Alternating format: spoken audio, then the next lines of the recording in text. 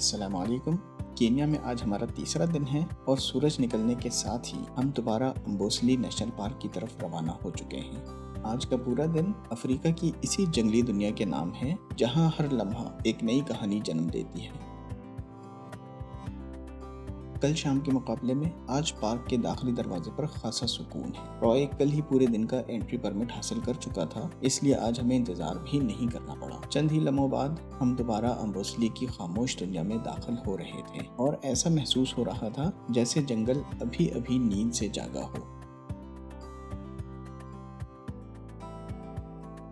Park کے اندر قدم رکھتے ہی آج بھی سب سے پہلے جرافوں نے ہمارا استقبال کیا۔ وہ خاموشی سے اپنی مخصوص شان کے ساتھ درختوں کے درمیان چل رہے تھے اور دور افق پر ماؤنٹ کلیمنجارو آج پھر ہمارا انتظار کر رہا تھا، لیکن اس بار اس نے خود کو مکمل طور پر بادلوں میں چھپا رکھا تھا۔ اس کی برف پوش چوٹی کا کہیں کوئی نشان نہیں تھا، لیکن دل میں ایک امید ضرور تھی کہ شاید شام تک بادل ایک بار پھر مہربان ہو جائیں۔ لیکن جلد ہی ہماری نظریں پہاڑ سے ہٹ گئیں، کیونکہ سامنے ایک اور حیرت انگیز نظارہ ہمارا انتظار کر رہا تھا۔ ہر طرف سے ہاتھیوں کے خاندان آہستہ آہستہ پارک کی طرف واپس آ رہے تھے۔ کل شام یہی ہاتھی اپنی کنزروینسی کی طرف جا رہے تھے اور آج صبح دوبارہ امبوسلی کی طرف لوٹ رہے تھے۔ میں نے رائے سے پوچھا، یہ روزانہ یہی سفر کرتے ہیں؟ وہ مسکرا کر بولا، جی ہاں، اور یہ سلسلہ شاید صدیوں سے ایسے ہی چل رہا ہے۔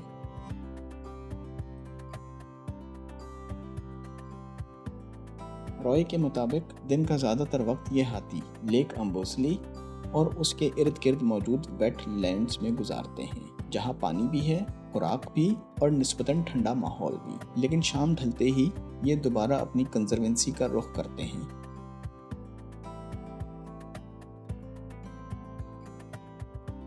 ممکن ہے یہ ان ہاتھیوں کا قدرتی طریقہ ہو اپنے بچوں کو رات کے شکاریوں سے محفوظ رکھنے کا، کیونکہ اندھیرا ہوتے ہی شیر، چیتے اور تیندوے زیادہ ایکٹیو ہو جاتے ہیں۔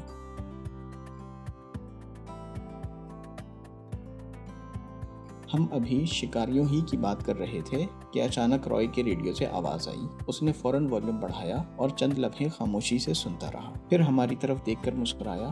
ایک مدر چیتا اپنے 2 بچوں کے ساتھ دیکھی گئی ہے۔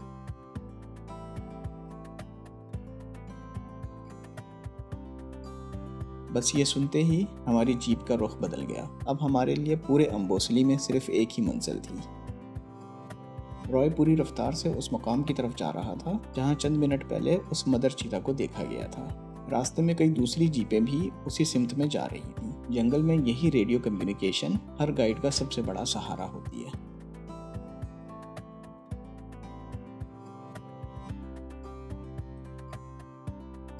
آخرکار ہم اس مقام پر پہنچ گئے، لیکن سامنے صرف جھاڑیاں تھیں۔ ہر کوئی دوربینیں لیے ایک ہی سمت دیکھ رہا تھا۔ ہم بھی اسی خاموش انتظار کا حصہ بن گئے۔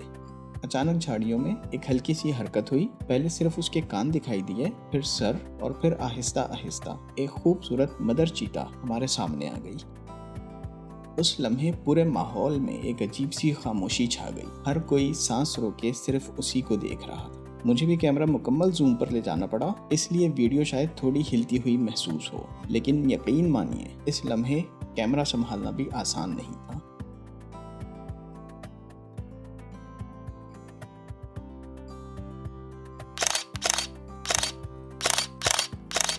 دوسرے گائیڈز کے مطابق اس نے کچھ ہی دیر پہلے ایک امپالا شکار کرنے کی کوشش کی تھی، لیکن وہ کامیاب نہیں ہو سکی۔ اب وہ جھاڑیوں کے سائے میں بیٹھی اپنی سانسیں بحال کر رہی تھی اور شاید اپنی اگلی کوشش کے بارے میں بھی سوچ رہی تھی۔ لیکن اصل حیرت ابھی باقی تھی۔ رائے نے آہستہ سے بائیں طرف اشارہ کیا۔ وہ دیکھیں۔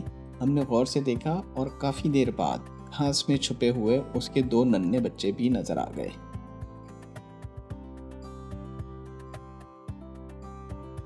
سچ کہوں، مدر چیتا کو دیکھنا جتنا مشکل تھا، ان دونوں بچوں کو تلاش کرنا اس سے بھی زیادہ مشکل تھا۔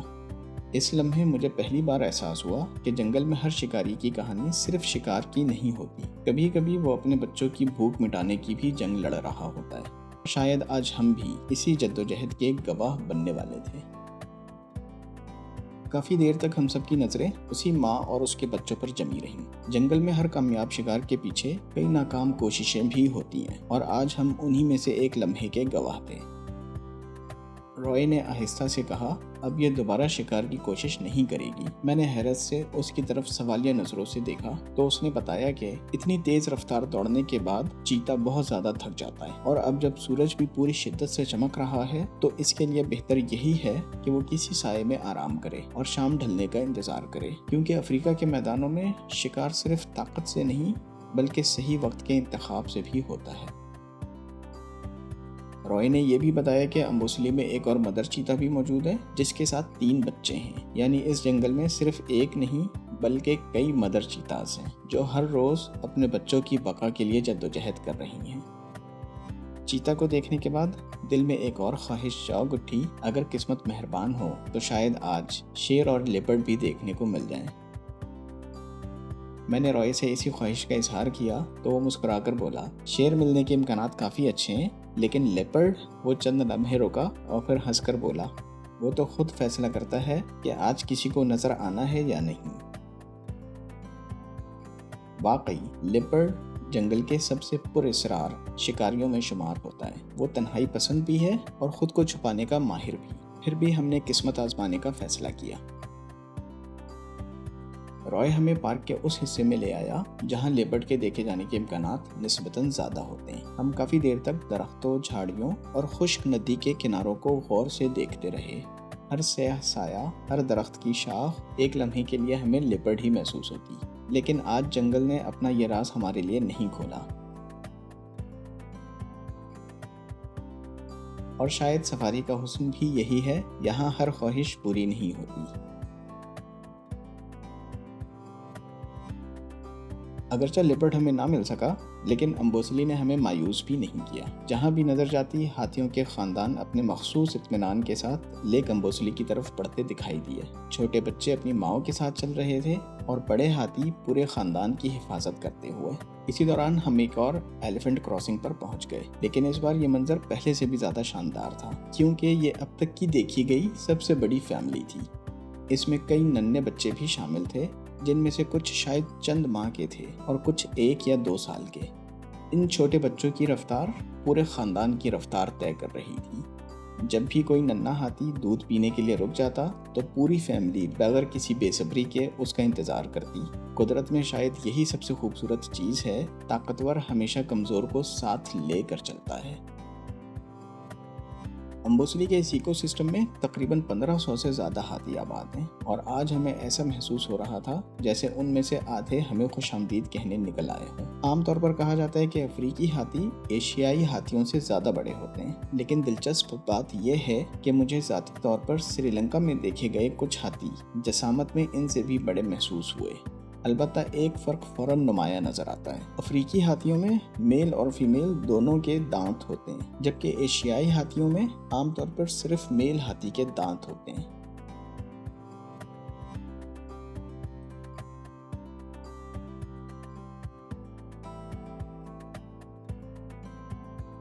ہاتھیوں کے انہی عظیم خاندانوں کو دیکھتے ہوئے ہم پارک کے اندر موجود اولڈ ٹکائی لاج پہنچ گئے۔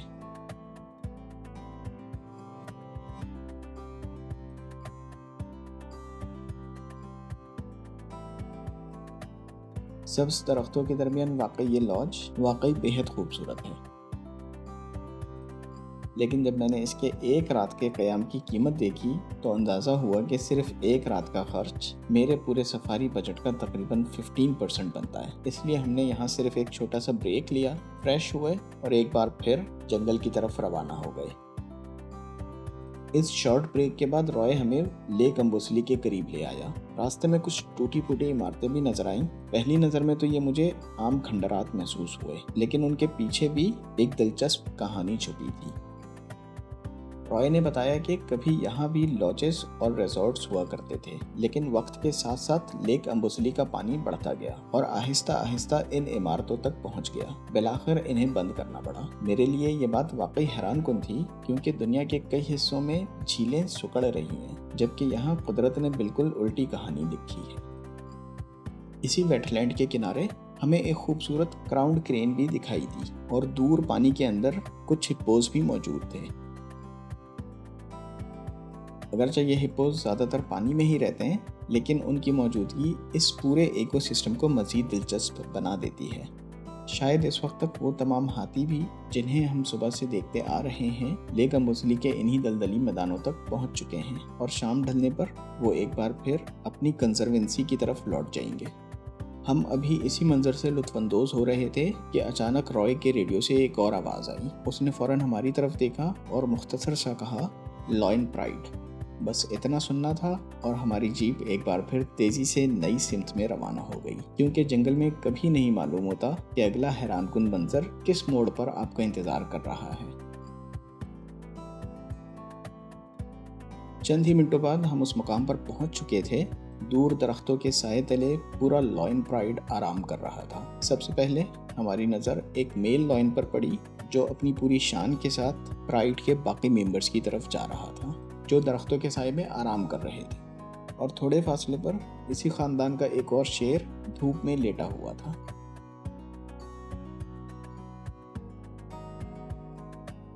میں نے رائے سے پوچھا، کیا یہ بھی شکار کر کے آئے ہیں؟ تو اس نے بتایا کہ آج ان شیروں کی کوشش بھی کامیاب نہیں رہی تھی، اور اب شاید گرمی کی وجہ سے یہ بھی شام ہونے کا انتظار کریں گے، کیونکہ افریقہ کے میدانوں میں ہر شکاری جانتا ہے کہ کب دوڑنا ہے اور کب اپنی طاقت محفوظ رکھنی ہے۔ یہاں جنگل کا ہر اصول قدرت خود لکھتی ہے۔ دن کے تقریباً 2 بج چکے تھے اور اب ہمیں بھی بھوک محسوس ہونے لگی تھی۔ میں نے رائے سے کہا کہ اگر کہیں مناسب جگہ ہو تو چلیں لنچ کر لیتے ہیں۔ وہ مسکرا کر بولا، بس چند منٹ اور، میں آپ کو امبوسلی کی سب سے خوبصورت جگہ دکھاتا ہوں۔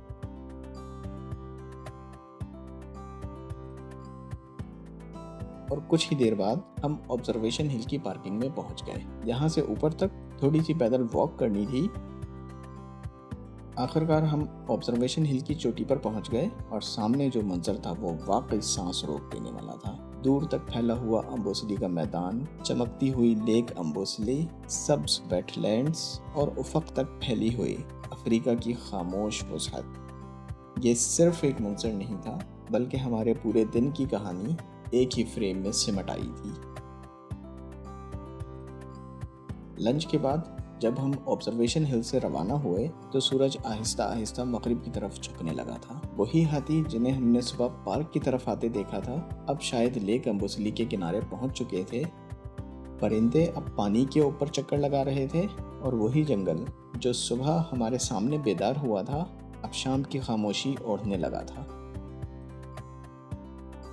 واپسی کے راستے میں ایک بار پھر جرافوں کا ایک خوبصورت غول دکھائی دیا۔ دلچسپ بات یہ تھی کہ آج کی گیم ڈرائیو کا آغاز بھی انہی جرافوں سے ہوا تھا اور اب اختتام بھی انہی کے ساتھ ہو رہا تھا۔ شام کے گہرے ہوتے سائے کے ساتھ یہ جراف بھی اپنی آرام گاہوں کی طرف لوٹ رہے تھے اور ہم اپنے ہوٹل کی طرف۔ کبھی کبھی سفر کا سب سے خوبصورت اختتام وہی ہوتا ہے جہاں سے اس کی شروعات ہوئی ہو۔ آج کا دن واقعی یادگار رہا۔ صبح ہم نے ایک ایسی مدر کو دیکھا جو اپنے بچوں کے لیے بار بار شکار کی کوشش کر رہی تھی۔ دوپہر میں ہم نے ہاتھیوں کے ان عظیم خاندانوں کو دیکھا جو ایک دوسرے کا انتظار کرنا جانتے ہیں، اور شام تک ہم افریقہ کے بادشاہ شیر سے بھی مل چکے تھے۔ بگ 5 میں سے اب 2 جانوروں سے ملاقات باقی ہے، رائنو اینڈ لیپرڈ۔ رائے کو پورا یقین ہے کہ لیک نکورو میں رائنو سے ملاقات ضرور ہوگی، اور اگر قسمت نے ساتھ دیا تو شاید لیپرڈ بھی وہاں اپنی ایک جھلک دکھا دے۔ کل ہماری منزل کچھ مختلف ہوگی۔ ہم امبوسلی کی خشک زمینوں سے نکل کر پہنچیں گے لیک نائیواشا، جہاں ہمارا انتظار کر رہی ہے ایک خوبصورت بوٹ سفاری پوز کے ساتھ، اور اس کے بعد کریسنٹ آئلینڈ جہاں ہم ان وائلڈ لائف کے درمیان واک کر سکیں گے۔ شاید کل کا سفر ہمیں افریقہ کا ایک اور نیا روپ دکھائے۔ اس لیے اب میں آپ سے ملاقات کروں گا لیک نائیواشا اور کریسنٹ آئلینڈ میں۔